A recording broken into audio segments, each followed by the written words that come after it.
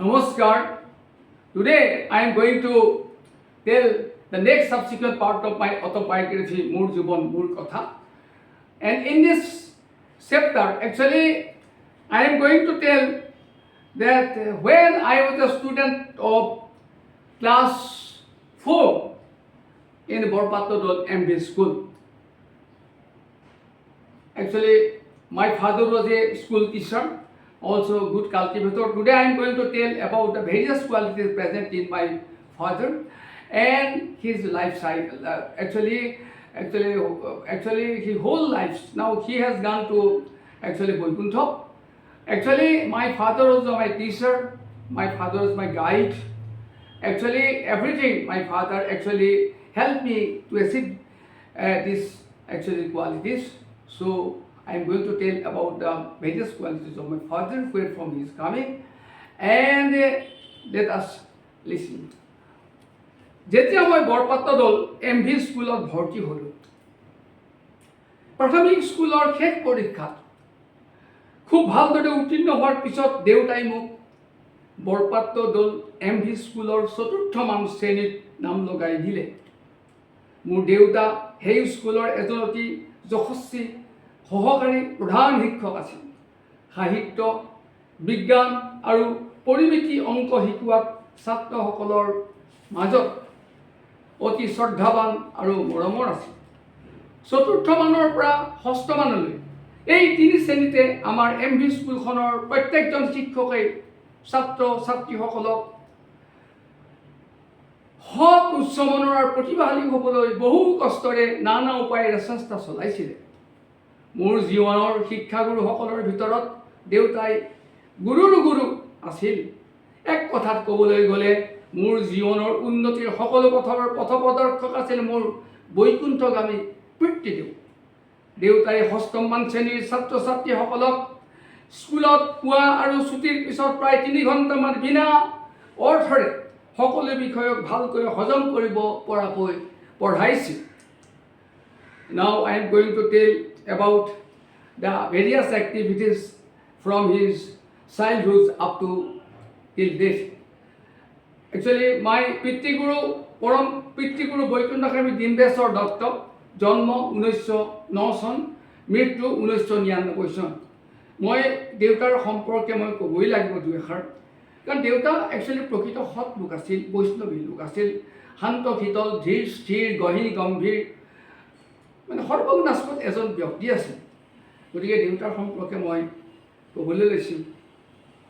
পুত্ৰ হিচাপে কিবা যদি দুখ হৈছে মোক ক্ষমা কৰিব। বৈকুণ্ঠগামী পিতৃদেৱৰ চমু জীৱনী পঞ্জী। জন্ম হয় 1909 চন, বাঁহবাৰী 3। পিতৃ বৈকুণ্ঠগামী টেঙৰ চন্দ্ৰ দত্ত, মাতৃ বৈকুণ্ঠগামী ডালিমী দত্ত। প্ৰাথমিক শিক্ষা কঁঠালবৰীয়া গাঁৱৰ মূৰত থকা ডুমগাঁও স্কুলত শিক্ষা জীৱনৰ পাতনি। 1926 চন শিৱসাগৰ বেজবৰুৱা স্কুলত ক্লাছ 3 নামভৰ্তি। 1933 চন মেট্ৰিক পৰীক্ষাত অৱতীৰ্ণ। 1935 চন কুৱামৰা বাগিচাত চাকৰিত যোগদান। 1937 চন প্ৰথমা পত্নী ককিলী দত্তৰ সৈতে বিবাহ। 1937 চন নামটি চাৰিআলি মাদ্ৰাছা স্কুল স্থাপনত সক্ৰিয় অংশগ্ৰহণ আৰু শিক্ষক হিচাপে যোগদান।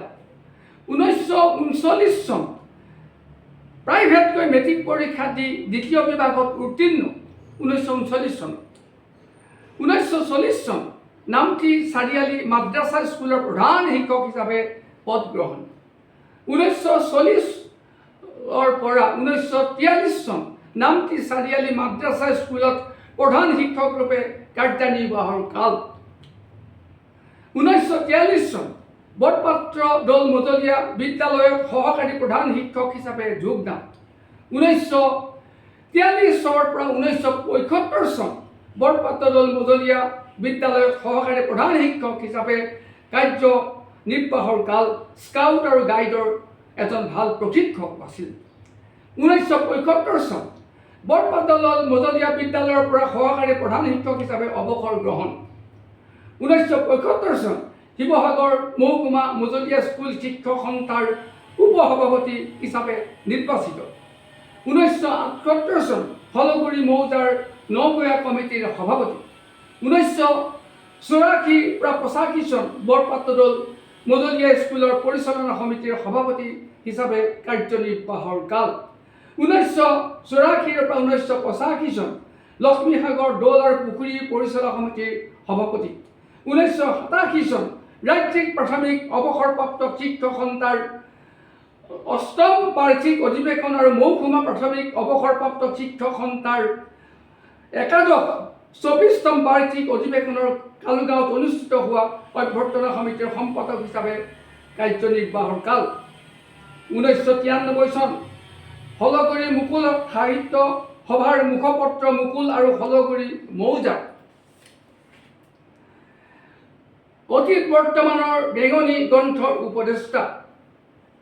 আৰু এই সময়ছোৱাত গোটেই সময়ছোৱাত মোৰ দেউতাই একচুৱেলি ক'বলৈ গ'লে খেতি পথাৰ কৰিছিলে আৰু যিবিলাক জাকৈ তুম খালৈ আদি কৰি কঠীয়া সিঁচা একচুৱেলি 12 মাহৰ যিবিলাক খেতি পথাৰ কৰা সমাজৰ কাম কৰা ৰাস্তা পদূলিবিলাক কৰাত কেনেকৈ দেউতাই সহায় কৰিছিলে।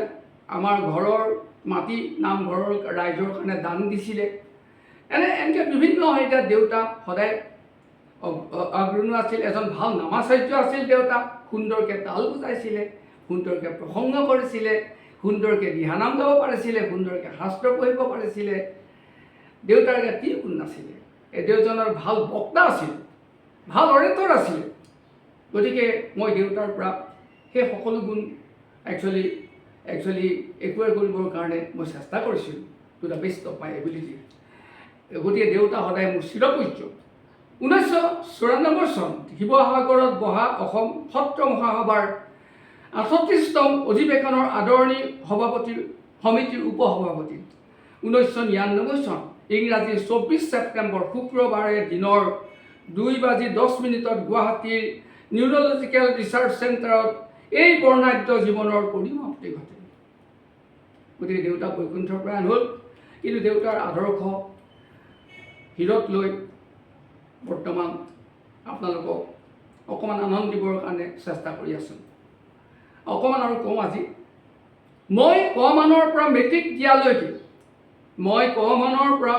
দিয়ালৈকে দেউতাৰ লগত একেলগে শুইছিলোঁ, খাইছিলোঁ, পঢ়িছিলোঁ, গৈছিলোঁ আৰু ঘৰত বা বাহিৰত সকলো যাৱতীয় কাম কাজত সহায় কৰিছিলোঁ। जब हम बालक थे पापा कहते तू बड़ा नाम करेगा। जब हम बालक थे पापा कहते तुम बड़ा नाम करेगा। बचपन से ही पापा कहते थे कि बेटा तू सब चीज में फर्स्ट होना चाहिए, तू सब चीज में फर्स्ट होना चाहिए। देवताই কৈছে সোনকালে ৰাতি শুবি আৰু সোনকালে পুৱা উঠিবি। আজিকালি লাইফষ্টাইলবিলাক চেঞ্জ হ'ল, late to bed and late to rise. So, young generation কোনফালে গৈছে মই নাজানো। Actually, lack of physical labor, lack of holistic mind in maximum. A lot of electronic devices in maximum they are using and haphazard physical life. I don't know. Actually, all this goal. And my father told me that actually, সোনকালে ৰাতি শুবি আৰু সোনকালে উঠিবি।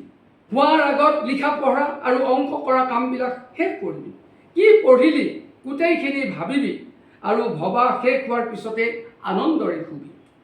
খুব ঢল পোৱাতে উঠি পঢ়িবি আৰু পঢ়িলে মগজুৰ স্মৃতি শক্তি প্ৰখৰ হয়। খুব ঢল পোৱাতে উঠি পঢ়িবি আৰু পঢ়িলে মগজুত স্মৃতি শক্তি প্ৰখৰ হয় আৰু পঢ়াৰ কথাবিলাক মগজুত শিলৰ ৰেখাৰ দৰে চিৰদিনৰ কাৰণে বৈ যায়। ৰাতি বিষয় 2টা বা 3টা পঢ়া টেবুলৰ সন্মুখত নিয়াৰিকৈ সদায় জানি ৰাখি থবি আৰু ওচৰত অনা কিতাপ বহীবিলাক বেমেজালি আৰু চেদেলি ভেদেলি কৰি নাৰাখিবি। কাৰণ ৰাতিপুৱা টেবুলখনত বহিলেই তোৰ মনটো ভাল লাগে। বহোঁতে সদায় ৰাজহাঁহ পোন কৰি পঢ়িবি। বহোঁতে সদায় ৰাজহাঁহ পোন কৰি পঢ়িবি। Backbone should be straight. নহ'লে পিছলৈ অচিন বেমাৰত ভুগিবি।